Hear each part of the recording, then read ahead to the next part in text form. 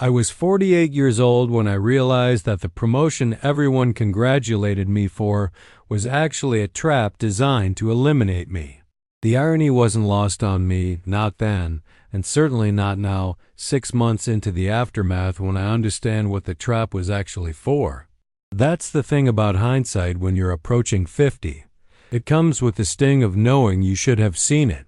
25 years of building something, of climbing higher and surviving reorganizations and market shifts.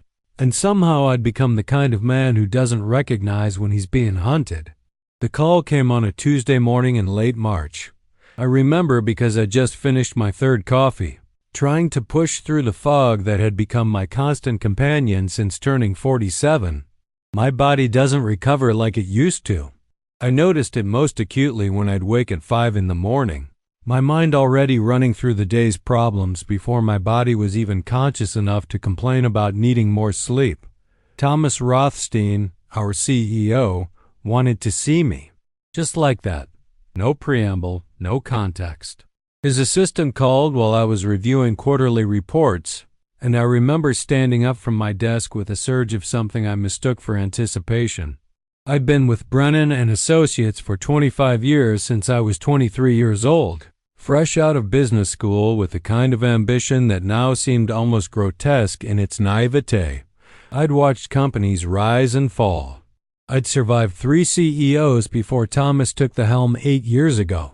I'd mentored junior associates who were now senior, built client relationships that had become institutional, developed strategies that were implemented across multiple divisions. So when Thomas called me in, I thought it was recognition. I thought it was finally my time. The office was on the 42nd floor. I'd been there hundreds of times, maybe thousands, but that particular Tuesday felt different. The building's HEVA system seemed louder. The elevator felt smaller. I caught my reflection in the polished steel doors as they closed, and for just a moment, I didn't recognize the man staring back. When had my hairline receded so much? When had I developed those lines around my eyes that made me look perpetually worried? I looked tired. Not just tired from a late night, but tired in a way that suggested something deeper, the kind of exhaustion that comes from pretending to be someone you're not for long enough that you forget who you actually are. Thomas's office had floor-to-ceiling windows overlooking Manhattan. On clear days, you could see all the way to the Statue of Liberty. Today was overcast, the sky a flat gray that made the city below look like a black and white photograph. Thomas was on the phone when I arrived. His assistant had knocked, received permission for me to enter, but Thomas held up one finger wait while he continued his conversation. I stood in the middle of his office, not invited to sit, and watched him. He was younger than me by 6 years, handsome in that corporate way that comes from having a personal trainer and a dermatologist, his silver temples cultivated rather than earned. He'd come from outside when our board decided they needed fresh perspective, which was what we called it when they wanted to bring in someone who'd gut the company and restructure it into something unrecognizable. I'd already seen it happen twice before. He ended his call and turned to me with a smile that didn't reach his eyes. "Harrison, good. Thanks for coming up." He gestured to the chair across from his desk. Now I was invited to sit. "I've been watching what you've been doing with the Morrison account," he said. "Exceptional work. Truly exceptional. And your division has been outperforming targets for 4 consecutive quarters." I felt something settle in my chest relief. Maybe, or the confirmation I'd been waiting for. "We want to recognize that," he continued. "The board and I have been discussing restructuring, and we think you're exactly the right person to lead the new strategy implementation office. It's a new position, a lot of visibility, reporting directly to me. Better title, better salary, corner office on this floor. You'd be perfect for it." I should have heard the warning in the way he said it. Looking back now, I know that I did hear it somewhere in my unconscious mind, a small voice that recognized something wrong in the syntax of his sentences, in the way he didn't quite make eye contact when he mentioned the new position. But I was 48. I was tired. and I was so hungry for validation that I chose to ignore that small voice entirely. I told him yes before he'd even finished explaining the role. The new office came with large windows and a mahogany desk that had probably cost more than my first car. It came with business cards that took 2 weeks to print because the new title had to be exactly right. It came with an invitation to executive lunches I'd never been invited to before. And it came with the first small shock: I wasn't invited to my old division's meetings anymore. My successor had already been named, announced to the team before I'd even had a chance to brief him properly. When I asked Thomas about it casually over lunch a week into the position, he explained that maintaining clear lines of authority was important. "Can't have too many cooks in the kitchen," he'd said. And I'd laughed because that's what you do when you're trying to convince yourself that everything is still normal. But nothing was normal. The position itself was strange. I was supposed to oversee strategy implementation across multiple divisions, but every time I tried to schedule meetings with department heads, they were either in meetings themselves or their calendars were conveniently blocked. The projects I was supposed to oversee seemed to shift whenever I got close to understanding them.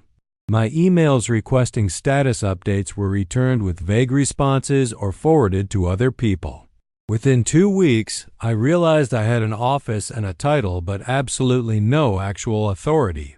Within a month, I understood I was being slowly, methodically removed from meaningful work. It took me 45 days to figure it out. 45 days of coming to an office where I had nothing to do, of pretending to review documents that didn't exist, of sitting in meetings where I was present but not consulted. I started coming in earlier, staying later, trying to manufacture work or find something I was actually supposed to be doing. My wife Sarah noticed the change almost immediately. She asked if something was wrong at the office, and I told her no, just adjusting to the new role. That was the first lie I told her about what was happening, and I'm not proud of it. But I wasn't ready to admit, even to her, that I'd been played, that I'd been so desperate for recognition that I'd walked willingly into a position designed to make me irrelevant. I started documenting things without quite admitting to myself that's what I was doing.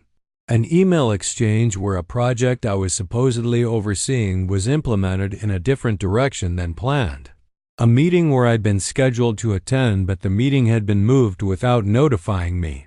A budget revision for my division that showed a significant reallocation of funds I thought had been secured for the year. Small things individually, but together they formed a pattern. A pattern that looked like someone carefully constructing the evidence that I was no longer capable of handling my responsibilities. I called my friend Marcus. We'd started together at Brennan, worked our way up the ranks in parallel, and had remained close even as our careers diverged. He ran the Los Angeles office. When I suggested we get coffee, he said yes without hesitation. But when I mentioned what was happening, he went quiet in a way that told me more than words could have.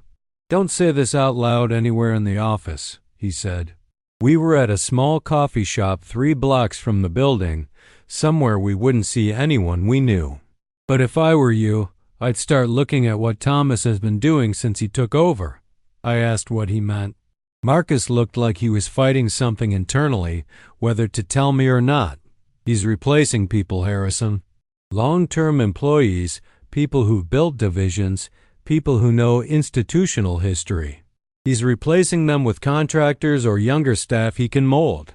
There's no consistent pattern, nothing you could prove, but there's a pattern. And I think you're next on the list." I felt something cold move through my chest. "I'm probably next too," Marcus added. "So I'm already working with a recruiter. I'd suggest you do the same. Don't burn bridges, but don't wait to be pushed out either." That's when the investigation actually began, though I didn't call it that at first. I just called it being thorough, being careful, covering my bases. But what I was really doing was trying to understand how I'd been set up, and more importantly, why. Rothstein had built a reputation as a turnaround specialist before coming to Brennan. Companies in trouble would bring him in, he'd restructure them, and somehow they'd emerge leaner and more profitable. He'd done it twice before, at firms you've probably never heard of. But what I started reading about late at night in my home office while Sarah slept upstairs was that his restructuring always involved significant layoffs and the replacement of institutional knowledge with contract workers. It was more efficient on paper, I could see that. It was cheaper in the short term. What I couldn't see, or wouldn't, was why it mattered that much to me right now. I was losing my position, yes, but I'd survived before. There was a market for someone like me, someone with 25 years of experience, a proven track record, established relationships.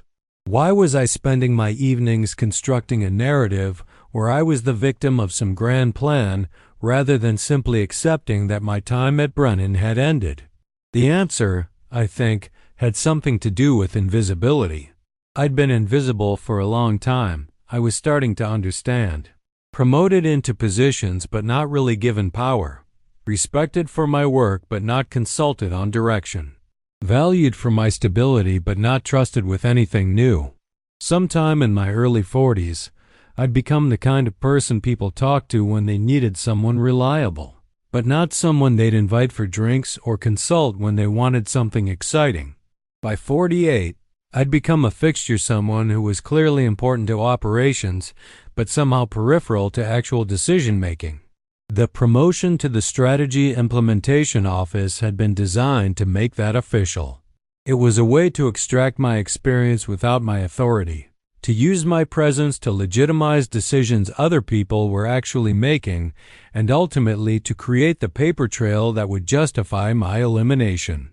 I should have just started looking for another job. Marcus had been right about that. But I was 51 years old. Well, I would be in a few months.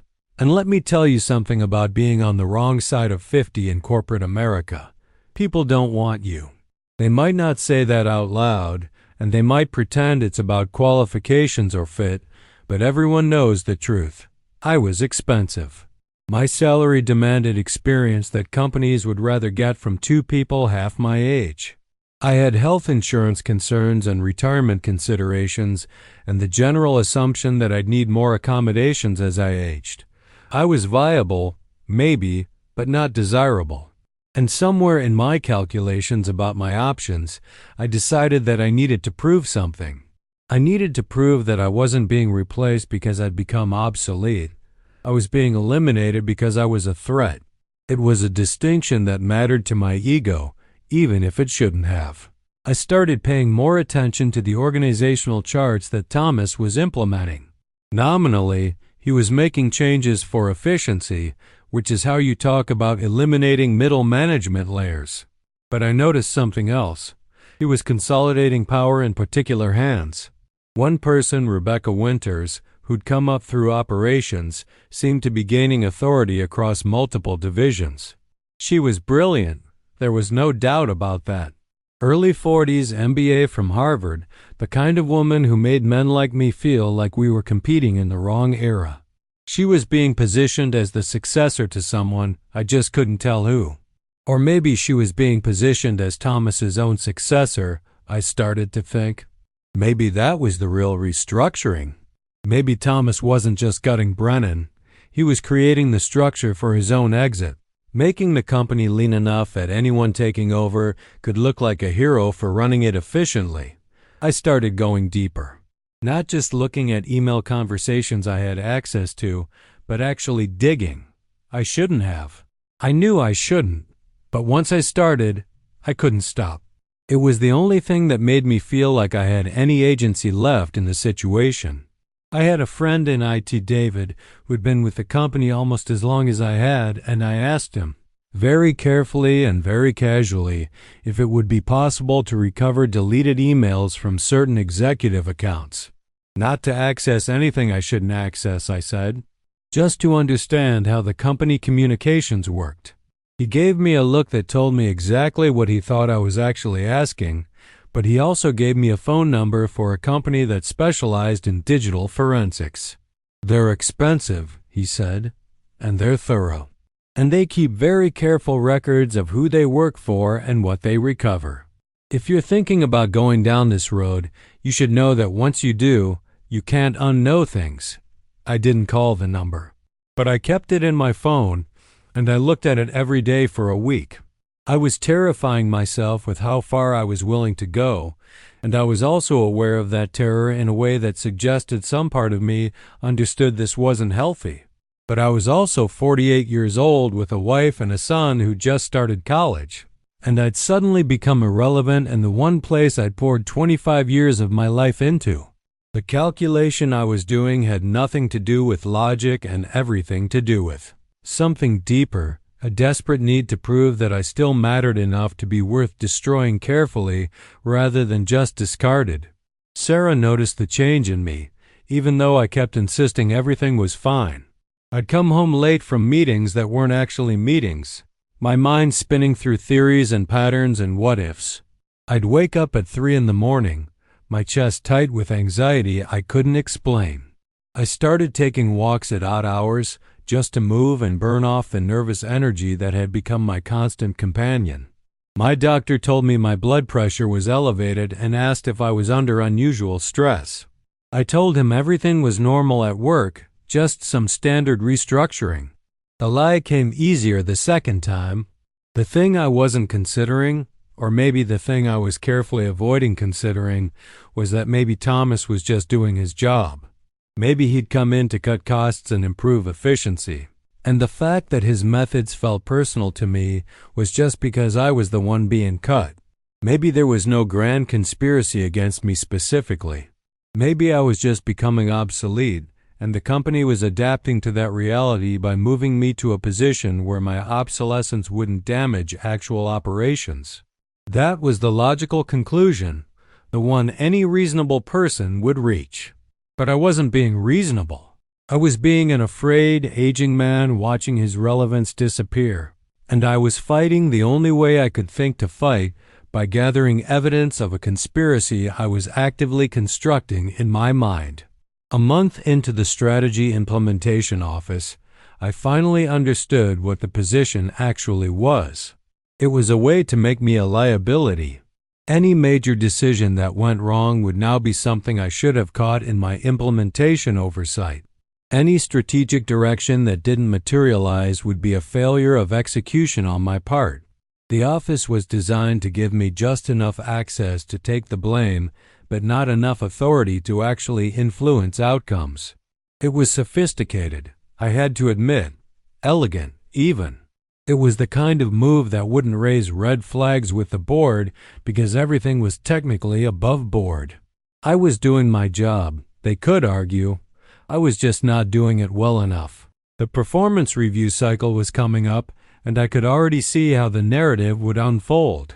By the time they let me go, because they would eventually let me go, that much was clear. Now they'd have a months-long paper trail showing my inability to manage a major responsibility. That's when I made a decision that I'm still not sure was entirely sane. I decided to go to David, the guy in IT, and ask him directly for help accessing files I shouldn't access. Not deleted emails, not anything that would require outside forensics companies and careful records. Just files. Just to understand what was actually happening. Just to have real evidence instead of the patterns I was constructing. He looked at me for a long moment when I asked, and I could see him wrestling with whether to help me or whether to refuse and potentially alert security.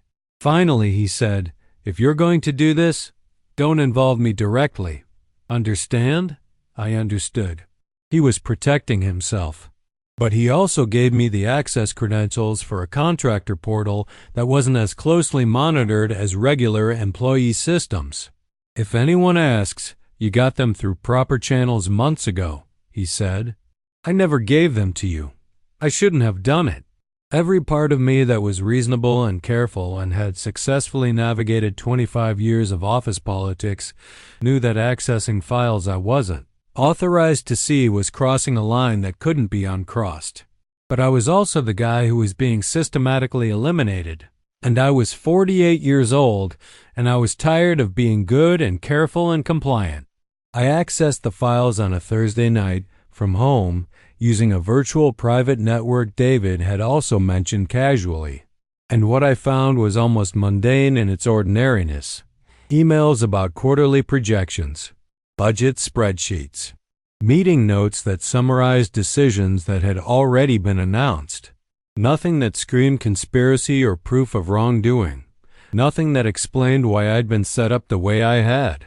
Nothing except the org chart changes.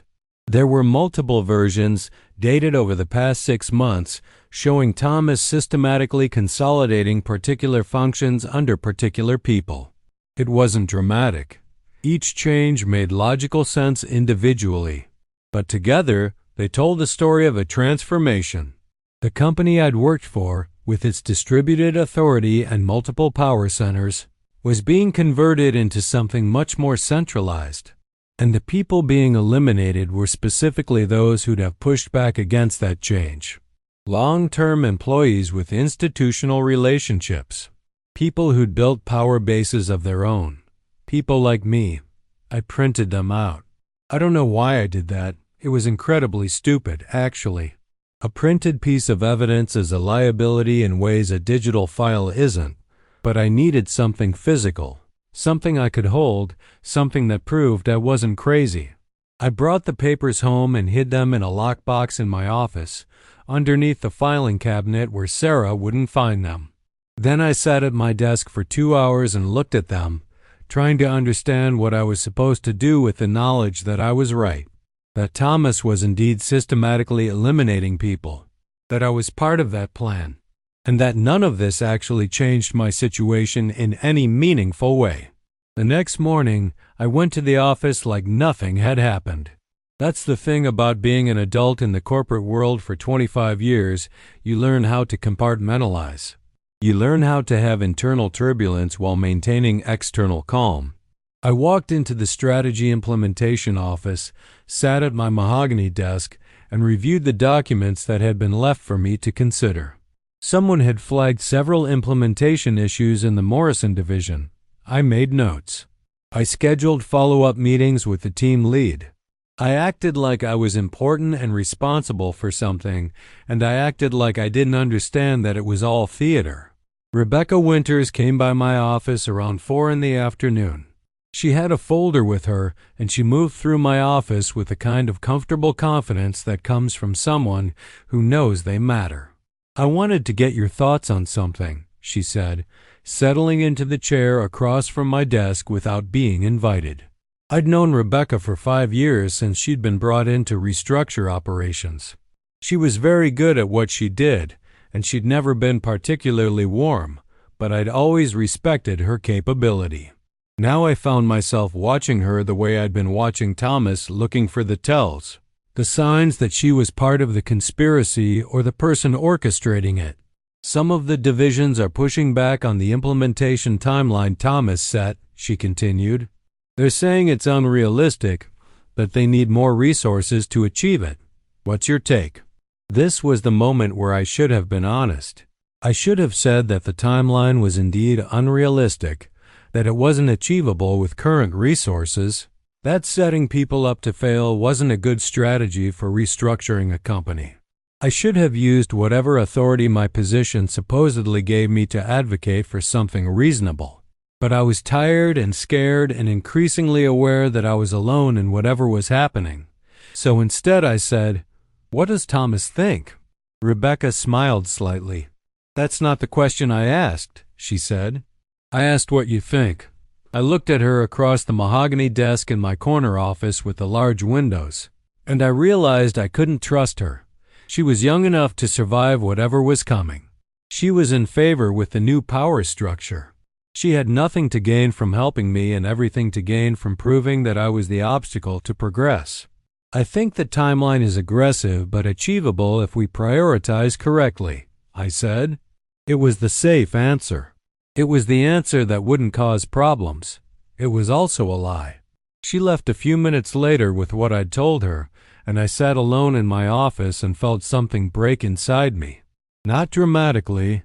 I didn't cry or have a breakdown or do anything that would have marked the moment as significant. It was just a small fracture in whatever part of me still believed in the institutions I'd built my life around. The corporations, the hierarchies, the idea that competence and loyalty and hard work would be rewarded. I'd already known intellectually that these things weren't guaranteed, but I think part of me had still believed in them emotionally. That part died that afternoon while Rebecca was talking to me. That night, I told Sarah I was looking for other jobs. Not that I'd been forced into a position where I was being slowly eliminated, but just that I thought it might be time for a change. That I was interested in exploring what else was out there. She was relieved. "I've been worried about you," she said. "You haven't been yourself." I told her I was fine, just thinking about the future. "You're going to be fine," she said. "You're one of the most capable people I know." I wanted to believe her. But I was increasingly aware that being capable and being desired were different things, and that at 48, I was transitioning from the latter category to the former very quickly. I hired a recruiter. He was a guy named Jack who specialized in executive-level placement, and he was honest in a way that made me want to punch him. "Your age is a factor," he said on our first call, "and your recent title is a problem. It's not a role that most companies understand. But your track record is solid. The key is going to be positioning you right. Are you open to lateral moves? Step down in title for a step up in actual authority?" I was open to it. I needed to get out of Brennan before the restructuring killed whatever remained of my reputation. We worked on my resume, and Jack started making calls. The responses were what I expected. Interest from mid-sized firms, some interest from startups that wanted experienced leadership, and a lot of silence. Meanwhile, at Brennan, things continued to shift. The performance review cycle was in full swing, and I scheduled my meeting with Thomas expecting the conversation I knew was coming. Instead, he surprised me. "You're doing good work," he said. "Really good work. I know this position is still finding its legs, but I think you're starting to make a real impact." It was so transparently false that I could almost admire the brazenness of it. He was either setting me up for a harder fall, or he was testing to see if I'd accepted the narrative he'd constructed. Either way, I smiled and told him I was enjoying the role. The review itself came back as a meets expectations. Not bad enough to raise questions, but not good enough to suggest. I was invaluable. The rating that meant I was replaceable. It was Rebecca who finally told me the truth. I ran into her in the bathroom on the executive floor. Just a chance encounter that probably wasn't chance at all, in retrospect. She was washing her hands when I came out of the stall, and she made eye contact in the mirror. "You know what's happening, right?" she asked. The directness of it startled me. I considered lying, but I was tired of lying. "I have a theory," I said. She turned off the water and faced me. "Thomas is building the infrastructure for someone else to take over," she said. "Someone who'll be seen as a hero for running the company efficiently. That person isn't you, and it isn't me, even though I've probably got a longer runway. He's creating a situation where whoever takes over will be able to point to his restructuring and say, 'Look how much better things are now.' And the cost of that, people like you, people like me eventually, that's just the price of that narrative." "Why are you telling me this?" I asked. "Because I'm hoping you'll help me," she said.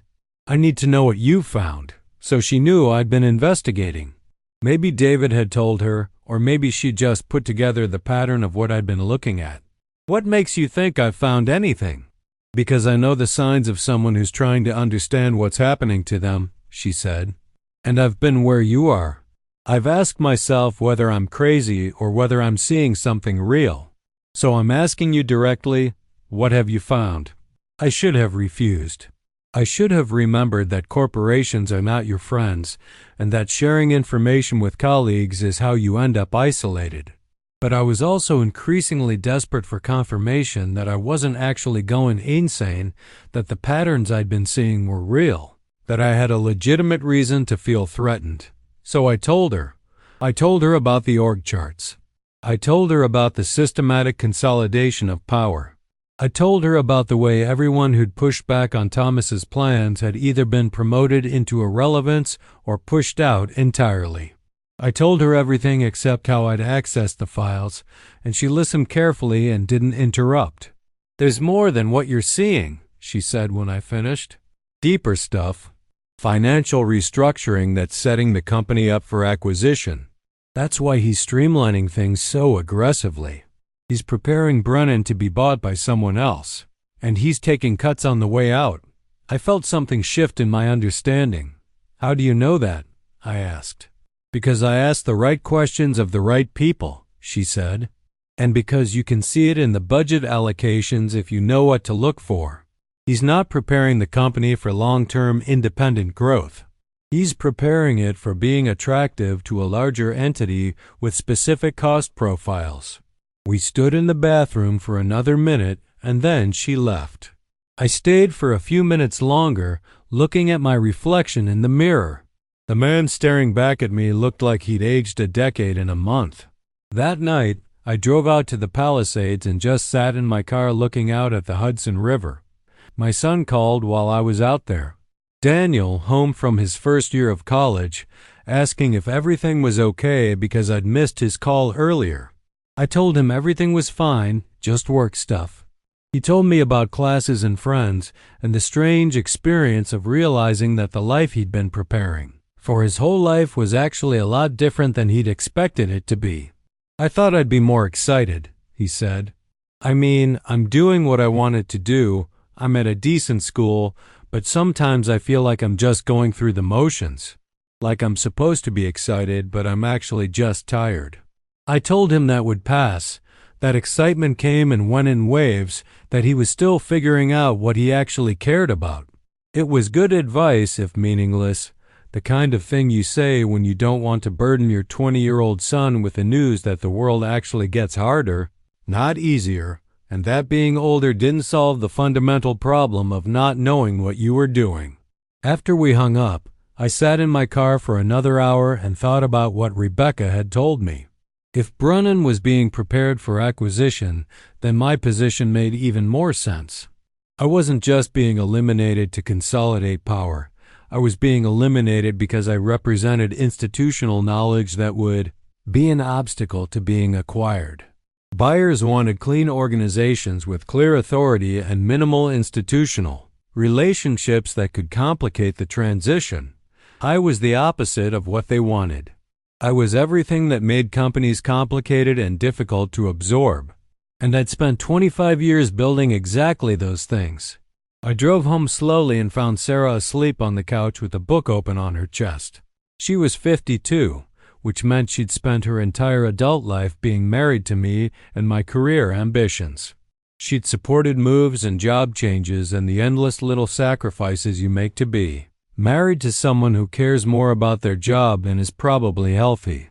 I looked at her sleeping there, and I thought about what would happen when the severance came, if the severance came. Our finances were good. We'd been careful. We'd planned for retirement. But I'd always assumed I'd work longer than this. I'd always assumed I had more time. The next week, Rebecca sent me files.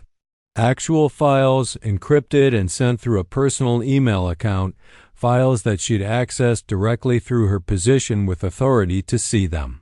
Budget allocations that showed the preparation for acquisition. Communications with investment bankers. Preliminary valuations of the company under different restructuring scenarios. It was all there, documented, and it proved absolutely everything I'd suspected and more. Thomas wasn't just consolidating power and eliminating obstacles, he was preparing Brennan to be sold. And he was going to pocket significant money for that sale based on how lean he'd made the company. I had the files for 3 days before I realized I needed to decide what to do with them. Showing them to anyone officially would be admitting that Rebecca had accessed them to give them to me, which would destroy her career. Showing them to the board would require me to admit how I'd gotten them in the first place. Keeping them was the legal equivalent of having a bomb in my house, just waiting for it to explode and destroy everything. I called Rebecca on her personal phone, a number she'd given me along with the files. "I have what you sent me," I said. "I don't know what you expect me to do with it." "I expect you to do whatever you need to do to protect yourself," she said. "Thomas is closing his play out soon." The board voted to approve the acquisition framework last week. In 3 months, Brennan stops existing as an independent company. In 6 months, most of the people on this list are gone. She sent me another file, then a list of names. 67 people. I scrolled through it and found my name about halfway down. What is this? People Thomas has identified as obstacles to integration, she said. The acquiring company has already agreed that these positions won't exist in the new structure. You're not being paranoid and you're not going crazy. You're being systematically eliminated as part of a planned restructuring. I felt something like vindication and something like despair simultaneously. I'd been right. I'd correctly identified the conspiracy, but being right didn't actually help me. What do you want from me? I asked her. I want you to go to the board, she said. Not the acquisition committee, the full board. And I want you to tell them what Thomas is doing. Not with the files I sent you, because that implicates both of us illegally, but with whatever you can establish legitimately. Show them that there's a pattern. Push them to ask the right questions. If they start asking the right questions, it gets harder for Thomas to control the narrative. And what happens to you? I asked. I disappear, she said. I've already transferred money out of the country. I have a job lined up in Singapore. The moment this goes public, I'm gone. I just need 3 days. That's all I need. I told her I'd think about it, but we both knew I would do it. I'd been given the chance to be the hero of my own story instead of the victim, and I was desperate enough to take it. I called Jack, my recruiter, and told him to pause things for a week. I told him I might have something happening with my current employer that I needed to sort out. He asked if that meant I was taking the offer from the Portland firm, and I told him I didn't know yet. Then I pulled out the org charts I'd printed. And I pulled out every piece of evidence I could legitimately access: emails, budget reports, the official org chart changes.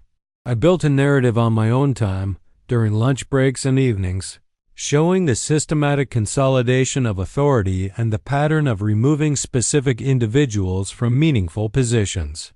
I didn't use the files Rebecca had given me, but I used everything else. It took me 4 days to prepare the presentation. I made it careful and documented and precise. I made it impossible to dismiss as paranoia or sour grapes. By the end of it, I had a clear picture of what Thomas had been doing, and I had the evidence to back it up. The only thing I didn't have was the willingness to actually present it to the board. The night before I planned to request a meeting with the board chair, I sat in my office at home and looked at my family photos on the desk. Sarah, younger and smiling in her wedding dress.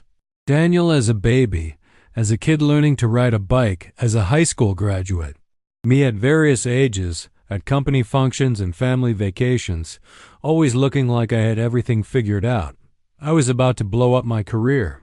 Even if the board listened, even if they did something about Thomas, I was marking myself as a problem. I was becoming difficult. And difficult is the last thing you want to be in corporate America, no matter how right you are. I talked to Sarah that night. I told her everything. Not all the details, not the illegal file access, but the essential story, that Thomas was manipulating the company for acquisition, that I'd been deliberately set up for elimination, and that I was considering going to the board with what I knew. She listened without interrupting, and then she was quiet for a long time. Will it help? She finally asked. Help what? Help your situation. If you go to the board, if you expose Thomas, will it help you? I honestly didn't know. Probably not, I said. It might actually make things worse. She nodded slowly. So you'd be doing it just to stop him? Just to tell the truth? I guess so, I said. And what would that cost? Probably my job. Definitely my relationship with most people at Brennan. Maybe my reputation in the industry. She stood up and walked to the window, looking out at the dark yard. Let me ask you something, she said without turning around. If you weren't trying to prove something to yourself, if you could completely separate your ego from this situation, what would you actually do? It was exactly the right question, and it took me about 5 minutes to be able to answer it honestly. I'd probably just take a job somewhere else and get on with my life, I said. I'd probably accept that corporations are corrupt and that I'm not going to change that. And I'd focus on what actually matters, my family, being happy, not dying at my desk like I'm supposed to. So why are you thinking about going to the board? She asked, still looking out the window. Because I'm furious, I said. Because I worked there for 25 years and I'm being treated like I'm disposable. Because I'm not ready to accept that I'm invisible and irrelevant. Because, and this is where my voice cracked a little, because I'm almost 50 years old and I'm terrified that this is it. That I'm going to be replaced by someone younger. That my expertise doesn't matter. That in a few years nobody's going to remember that I built anything there. Sarah turned around and looked at me. Okay, she said. Then at least let's be clear about what you're actually trying to do. You're not trying to save the company. You're not trying to stop corruption. You're trying to prove that you matter. And I get that. I understand why that feels urgent. But do you actually think that going to the board is going to make you feel like you matter? She was right, of course. Sarah was almost always right about things like this, which was one of the things I'd never fully appreciated about her until it was too late. Going to the board wasn't going to restore my relevance. It was going to be cathartic for maybe a day, and then it was going to be a disaster. I would be marked as a whistleblower, which sounds noble, but actually means that every company in the industry hears that you're someone who breaks loyalty for principle. Companies don't want principled people. Companies want people who understand how to navigate complexity without making waves. I deleted the presentation. All 4 days of work, every chart and piece of evidence, I deleted it from my computer and erased it from my trash. It took maybe 2 minutes to undo all that work, which was oddly appropriate for how the entire situation had felt. I called Rebecca the next morning and told her I wasn't going to go to the board. I told her I was sorry, but I couldn't do it. She was quiet for a long moment, and then she said, "I understand," in a way that made clear she didn't understand at all. "For what it's worth, you're making the right choice for you," she said. "It's just not the choice that would have helped anyone else." After that, I focused on finding a new job. Jack had 3 solid leads, a startup in Boston that wanted experienced executive leadership, a consulting firm that was building out their strategic practice, and a smaller company in the business services space that was looking for a turnaround specialist. The irony wasn't lost on me. People wanted me as long as I could help them with problems that didn't involve me. Within 2 weeks, I had an offer from the consulting firm for essentially the same salary I was making at Brennan, but with a different role in a company where I wasn't viewed as an obstacle to progress. I gave notice to Thomas on a Tuesday morning. He seemed surprised, he'd apparently assumed. I'd ride things out until the acquisition was complete and then either jump ship or accept the severance package. I told him I'd had a good offer that I couldn't pass up, that I appreciated his leadership, that I hoped the company did well under new ownership.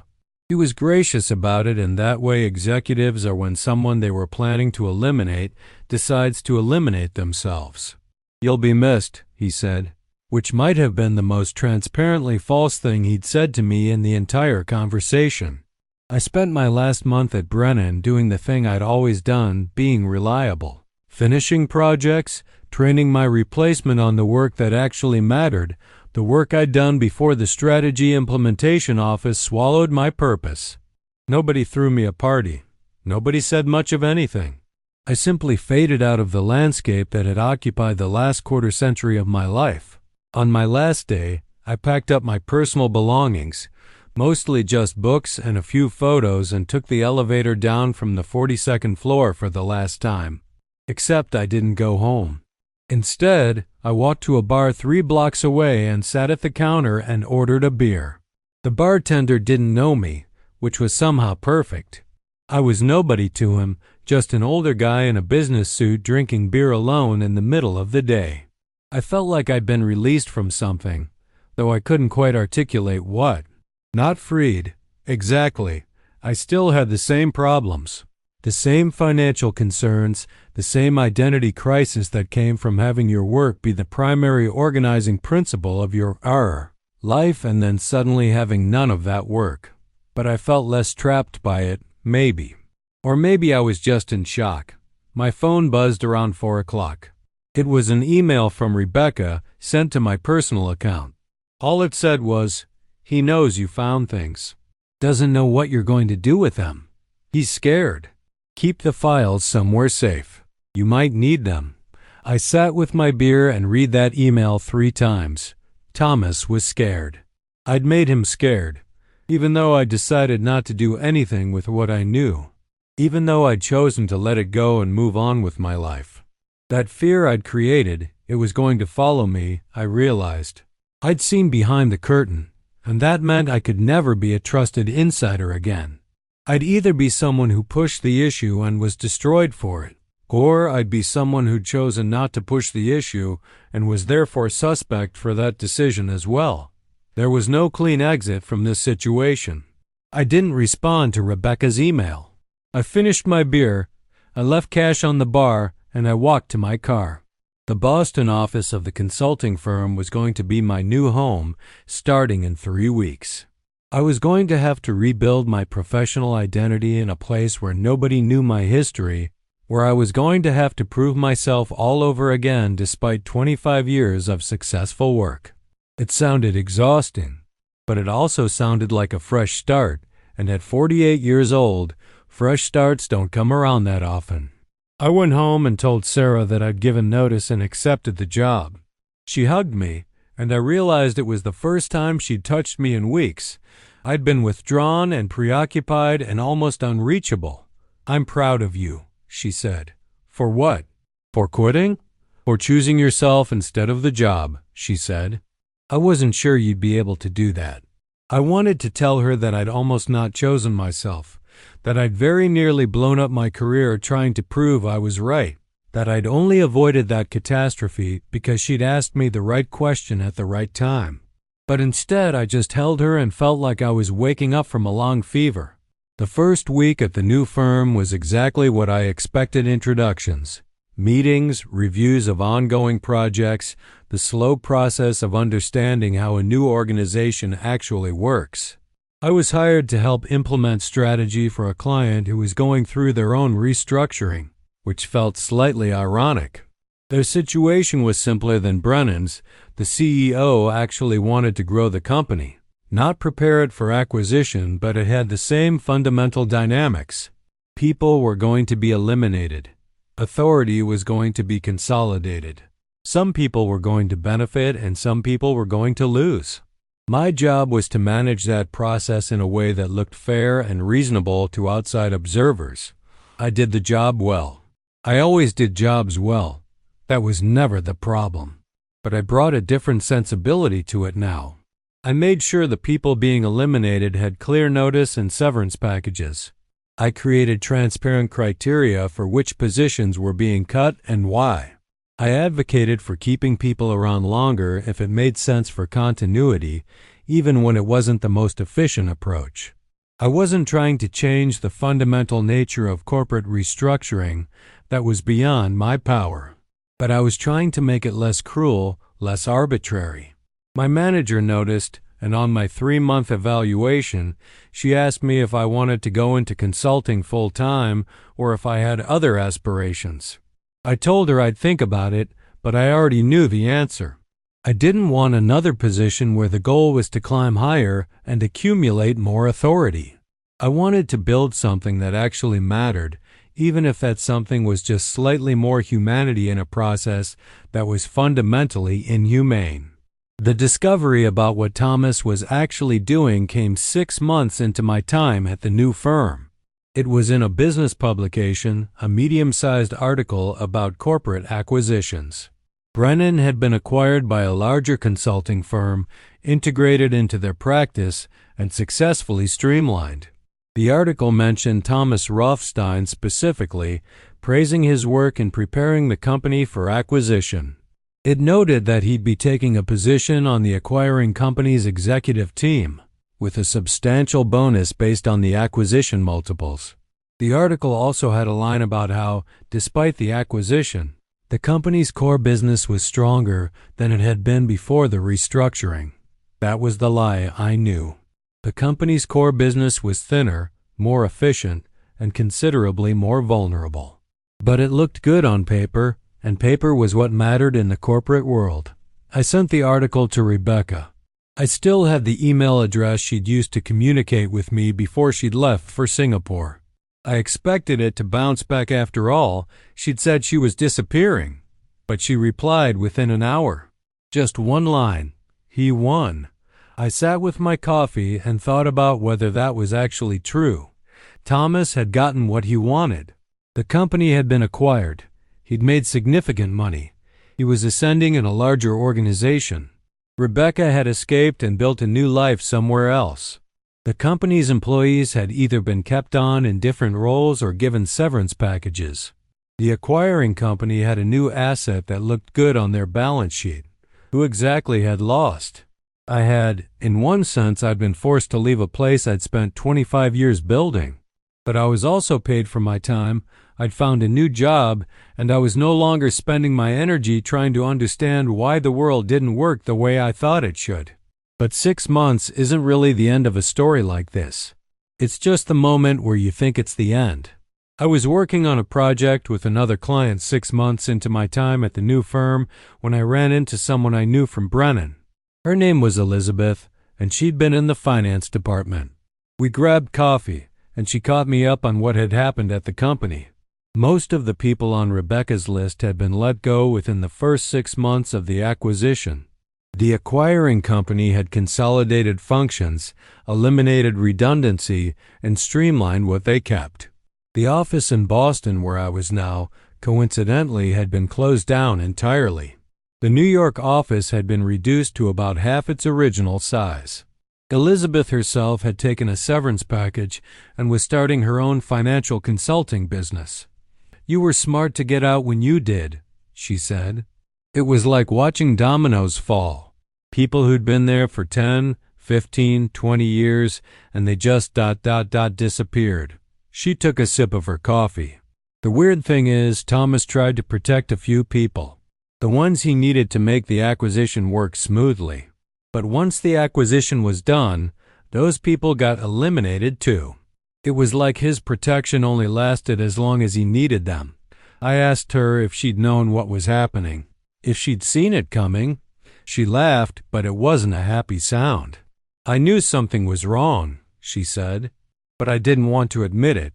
It's easier to pretend everything's fine and then just accept what happens to you than to look directly at what's happening and have to make a choice about it."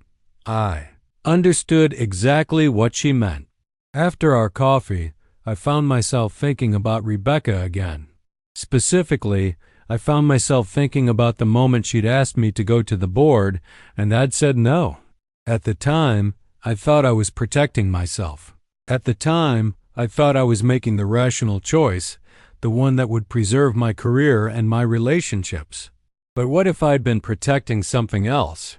What if I'd been protecting myself from the responsibility of knowing what I knew? Because once you know something like that, once you have the evidence that a corruption is happening, you have a choice to make. You can be silent about it, in which case you're complicit. Or you can speak up, in which case you're a problem. There's no third option where you both know and remain untainted by that knowledge. I couldn't undo my decision, but I could at least acknowledge it, at least admit to myself that I'd chosen my own comfort over taking a risk. And that choice had consequences not for me directly. I'd landed on my feet well enough, but for the people who didn't have my options. The people who couldn't just get a new job in a new city.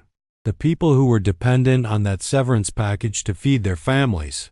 The people whose entire understanding of what work could be had been warped by the way they'd been treated during the restructuring.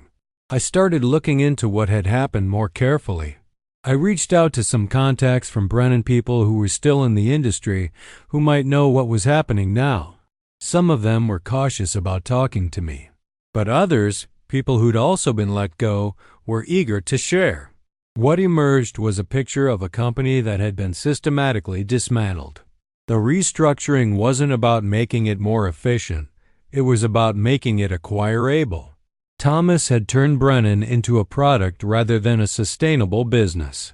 And once that product had been sold, its continued existence no longer mattered.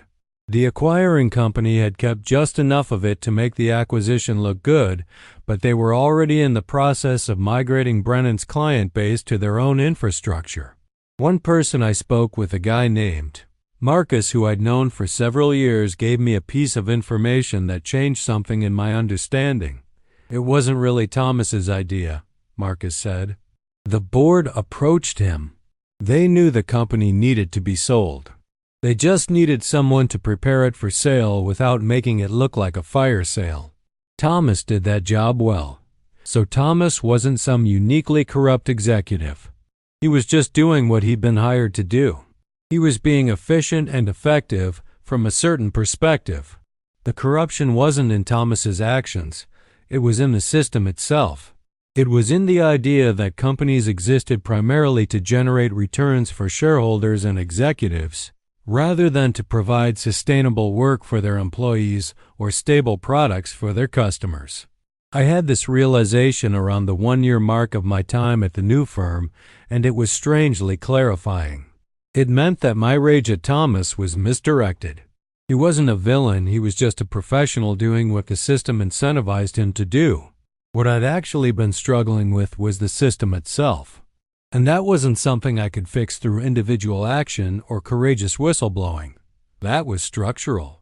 That would require people to collectively decide that things needed to change. And my sense was that most people weren't interested in making that change. I was, apparently, which meant I was either unusually principled or unusually naive. I had the same thought that Sarah had posed to me a year earlier. If I removed my ego from the situation, what did I actually want? The answer was, I wanted to feel like my work meant something. I wanted to feel like I was building something sustainable rather than something that existed only to be sold or exploited. I wanted to work in an environment where treating people fairly was actually valued, not just talked about. None of those things were guaranteed by staying at a large consulting firm, even a good one. None of those things were guaranteed anywhere, really. But they were more possible in some places than others, so I started looking again.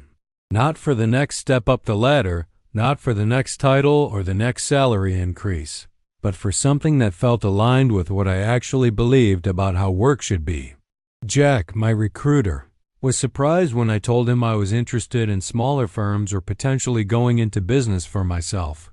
Your value is diminishing, he told me, not unkindly. You're approaching 50 and you haven't moved significantly up the ladder in the last year.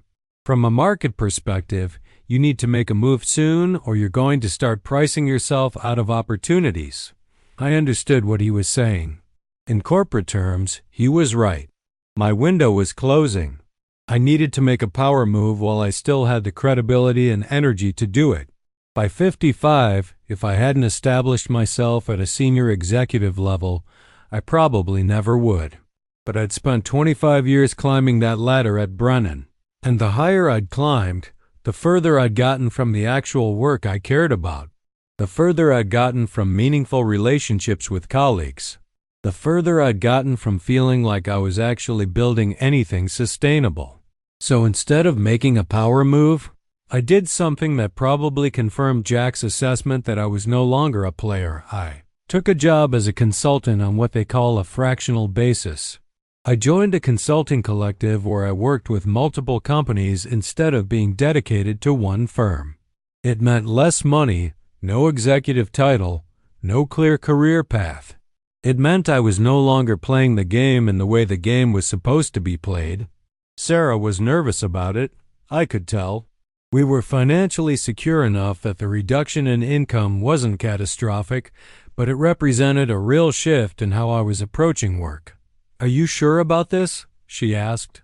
I wasn't sure about anything, but I was pretty confident that continuing to do things the way I'd been doing them, climbing, toward a position where I'd ultimately be doing what Thomas had done, preparing companies for acquisition, optimizing for returns rather than sustainability, that wasn't going to work for me anymore. I'd seen too much behind the curtain. I couldn't unsee it. The fractional consulting work was, to my surprise, actually satisfying.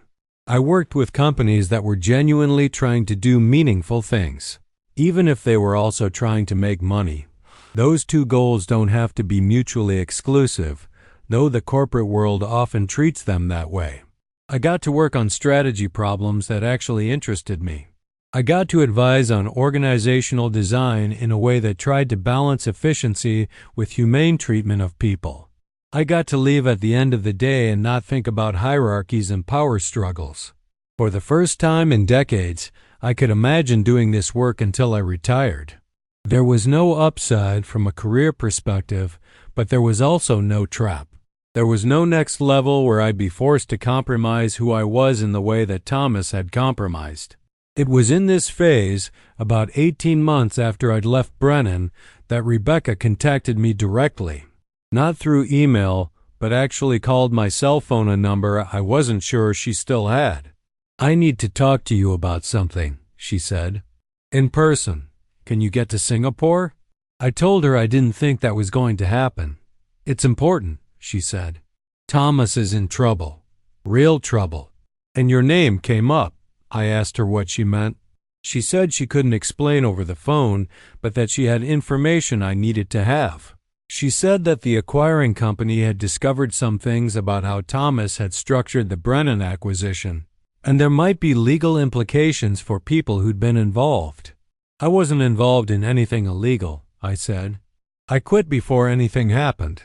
"But you knew what was going to happen," Rebecca said. "And there are files.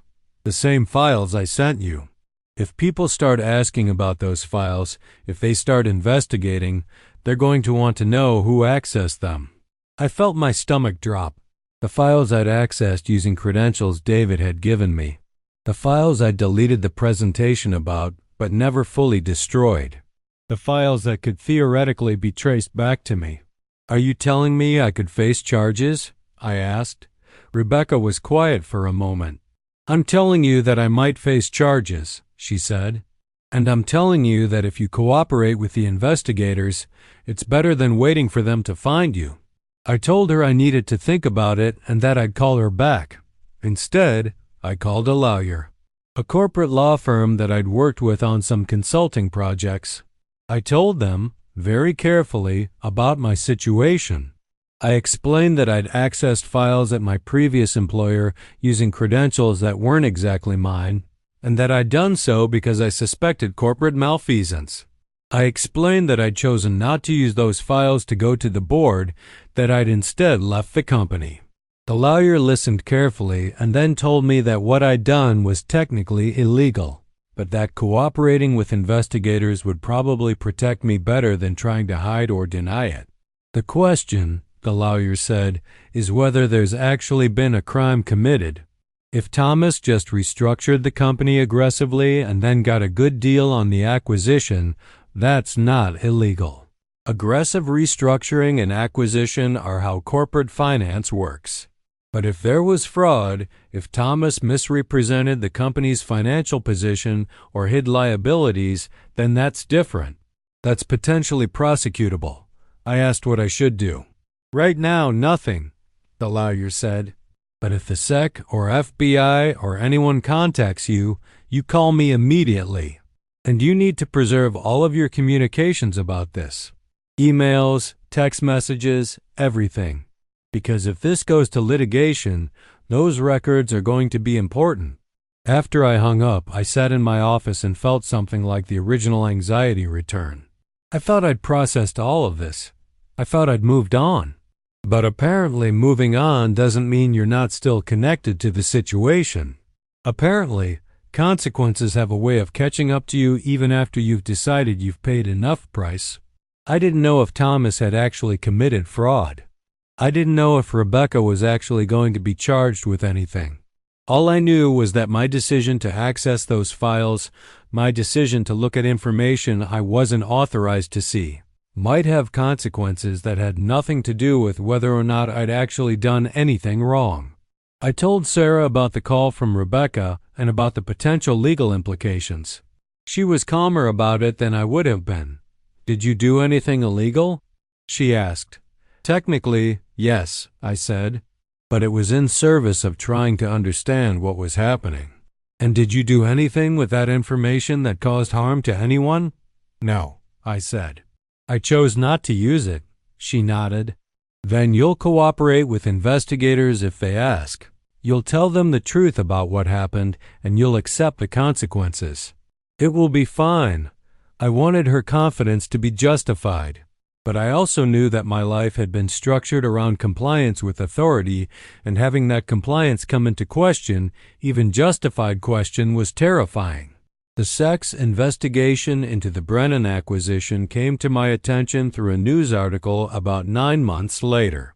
It mentioned that there were questions about the financial representations made during the acquisition process, and that several executives were being questioned about the accuracy of those representations. Thomas's name was mentioned specifically. Rebecca's name wasn't, which I took to mean she'd either already cooperated or was actively cooperating. My name wasn't mentioned at all, which I took to mean that, at least so far, no one had traced the file access back to me. But I was nervous about it. I knew that nerve would fade over time, that eventually people would forget this was even an issue, that I'd move on and build a life that wasn't defined by what had happened at Brennan. But for a period of several months, I was acutely aware that there was a thread that could unravel, that there was a question that, if asked, would lead to a truth that I couldn't fully control. The contact came on a Tuesday afternoon, about 14 months after Rebecca had first called me. An FBI agent named Marie Hernandez called my cell phone and asked if I had time to talk. I told her I needed to call my lawyer first, and she said that was smart. My lawyer advised me to meet with her, to be cooperative, to tell the truth about what I knew and how I knew it. "The worst thing you can do," my lawyer said, "is to look like you're hiding something. If they find out later that you lied or withheld information, that's when it becomes a real problem for you." So I met with Marie Hernandez at a coffee shop near my office. She was professional and direct, not unfriendly, but not pretending to be my friend either. She explained that they were investigating potential fraud in the Brennan acquisition, specifically around financial misrepresentation. She explained that they'd found evidence of file access by people who shouldn't have had access, and that she wanted to understand how that had happened and who had been involved. She showed me the evidence log files that showed when I'd accessed the files, what I'd accessed, when I'd logged out. It was all there, documented. I told her the truth. I told her about suspecting that the restructuring was designed to prepare the company for acquisition. I told her about accessing files I wasn't supposed to access because I was trying to understand what was happening to me. I told her that Rebecca had given me additional files and that I'd reviewed those files but decided not to use them. I told her that I'd made the decision to leave the company and find work elsewhere rather than blow up my career by going to the board with accusations that might or might not have held up. I told her that I believed what I'd found confirmed that the acquisition was being prepared systematically, but that I didn't have any evidence that Thomas had actually committed fraud. Marie listened to all of this without interrupting, taking notes. When I finished, she asked me directly, "Do you think Thomas committed fraud?" I had to think about that for a moment. "I think Thomas told the board and the acquiring company whatever he needed to tell them to make the deal work," I said. "I think he presented the company in the most favorable light possible. I think he minimized problems and maximized strengths. But I don't know if that crosses the line into fraud or if that's just standard acquisition practice." She nodded. "That's probably fair," she said. "What we found is that Thomas did, in fact, misrepresent the company's financial position. Specifically, he misrepresented the actual revenue retention rate of the company's client base. The acquiring company performed integration and discovered that clients were leaving at a much higher rate than Thomas had indicated. That cost the acquiring company something like $40 million in anticipated revenue that never materialized. But that's not necessarily fraud," I said. That could just be a mistake in the forecast. It's fraud if he knew it was a mistake, Marie said. And what we're trying to establish is whether Thomas had information that would have indicated to him that his forecast was inaccurate. She leaned back in her chair. Your file access might actually be helpful to that question, she said, because if you found evidence about the underlying problems, then there's a reasonable chance that Thomas, who had access to much more information than you did, also knew about those problems. I felt something shift in the situation. I was no longer just someone being investigated. I might actually be helpful to an investigation. I was potentially a witness who could contribute to establishing what someone had known and when they'd known it. What do you need from me? I asked. I need you to go through those files, Marie said. All of them. The ones you accessed on your own and the ones Rebecca gave you. I need you to identify anything that suggests Thomas understood the company's actual financial position and prospects. I need you to prepare a written statement about what you found and how you interpreted it. And I need you to be willing to testify if this goes to trial. I agreed to all of it. My lawyer, who is going to be present for the whole thing, gave me a look that suggested I should be careful about how much I volunteered, but I didn't really see another option. I'd already violated the law by accessing files I wasn't supposed to see. The only way I was going to make that right was by helping the investigators understand what had actually happened. So I spent the next 3 months going through files. The files I'd accessed, the files Rebecca had given me, all of it. I read budget projections, client retention models, financial forecasts. I looked at communications between Thomas and the board about what to represent to the acquiring company. And slowly, a picture emerged.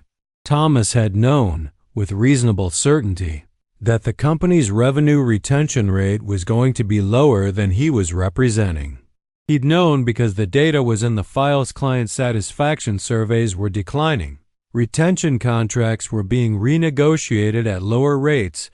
The pipeline for new business was shrinking. All of that was documented. Thomas had chosen to present a rosy scenario to the acquiring company anyway, apparently betting that by the time the truth emerged, the deal would be done and there wouldn't be anything that could be unwound. I prepared a detailed written statement about what I'd found and how I'd interpreted it.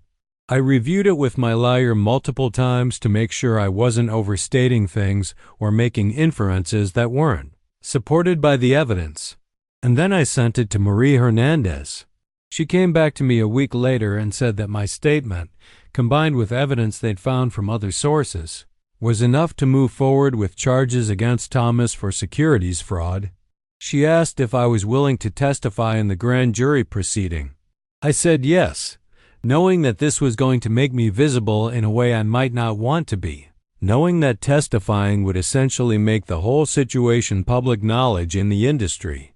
The grand jury testimony was surreal. I sat in a room with people I didn't know, and I answered questions about what I'd found in files that I'd accessed illegally. My lawyer had negotiated an immunity agreement that protected me from prosecution related to the file access as long as I was truthful. So I was technically safe.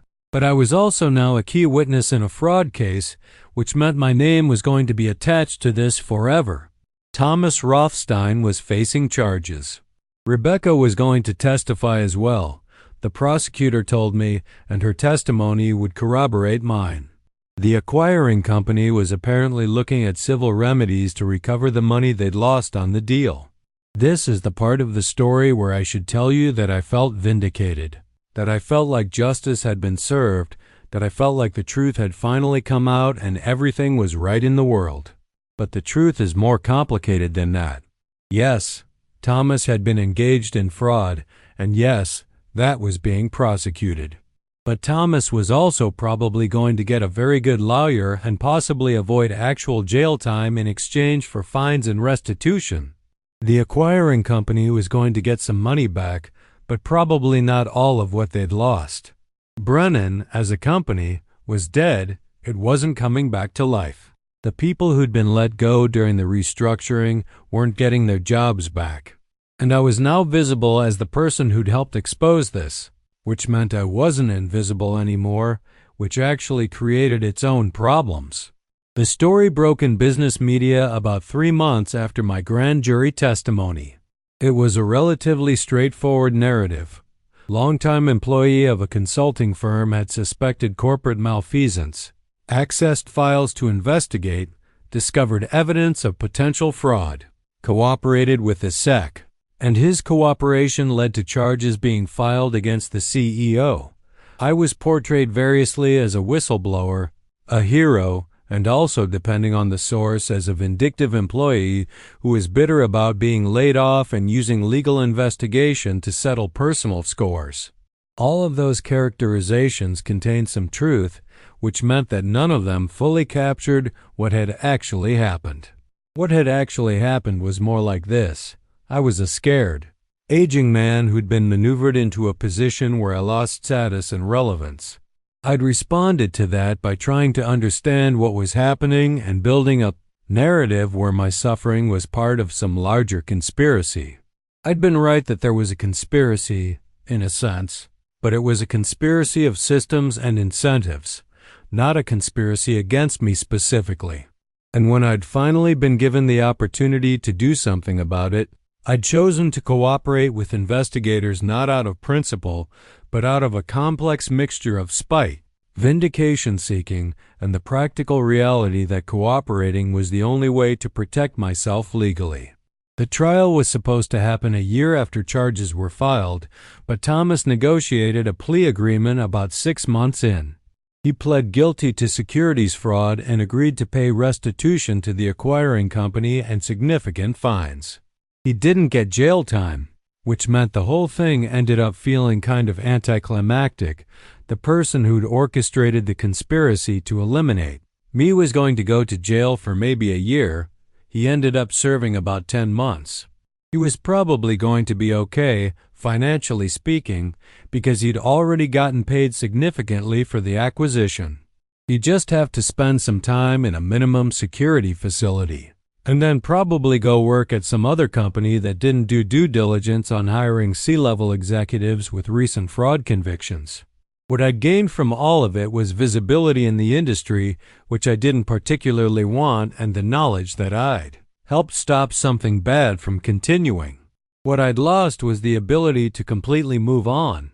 My name was now attached to a corporate scandal. I was the whistleblower, the insider who'd helped the government make its case. Some people saw that as admirable. Other people saw it as a betrayal of loyalty to the institution I'd worked for. And a lot of people just saw it as a reminder that corporate scandals happen sometimes and then forgot about the whole thing. About 2 years after the charges were filed, I ran into Rebecca in New York. She was back from Singapore, apparently having decided that the danger had passed. We met for coffee, and I barely recognized her. She looked smaller somehow, though she probably hadn't lost much weight. She'd moved back to the U.S. to work for a nonprofit that did corporate governance consulting. I wanted to make sure I was doing work that actually meant something, she said when I asked her why she'd changed direction so significantly. I understood what she meant. After everything that had happened, it was hard to go back to being a regular consultant, helping companies figure out how to be more profitable. You started seeing the whole thing too clearly. You started understanding that the goal of most corporate work wasn't to build something sustainable or meaningful. It was to extract value for shareholders and executives, and everything else was secondary. Do you regret going to the board? I asked her. No, she said. I regret that you didn't go with me. I told her about my conversation with Sarah, about Sarah asking me if I thought that going to the board would actually make me feel like I mattered. Rebecca listened and then said, "It wouldn't have. That's the thing about corporate corruption, you can expose it, and people will congratulate you for being brave, but the fundamental problem doesn't change. The incentives are still misaligned. The power structures are still designed to reward the behavior that Thomas was exhibiting. Going to the board wouldn't have fixed any of that. It would just have made you the enemy of the organization you'd spent 25 years building." She was right, of course, and I'd already figured that out. But hearing her say it was somehow comforting. It meant that my decision to not go to the board, while painful and complicated, had at least been a realistic assessment of what was actually possible. I hadn't solved anything by cooperating with the investigation. I just accepted that I couldn't solve anything and tried to do the right thing within that constraint. We talked for about 2 hours, and then we said goodbye, and I haven't seen her since. But I think about our conversation sometimes, and I think about what she said about how the fundamental problem doesn't change. Because here's what I know now. From the perspective of 52 years old, I'm now on the other side of 50, which is its own strange experience. You finally stop worrying about aging into invisibility and just accept that you are, in fact, already there. The system doesn't change from individual acts of courage or morality. The system changes when enough people collectively decide that things need to be different. And most people aren't interested in that collective change if it costs them anything personally. I wasn't interested in it, not really. I was interested in being vindicated for what I'd suspected, but the vindication didn't make the system better. It just made me feel a little bit less invisible for a little while. That's where I find myself now working as a fractional consultant, taking on projects that feel meaningful, having enough financial security that I don't have to compromise my principles, and gradually coming to terms with the fact that my relevance isn't going to come from climbing higher in corporate hierarchies.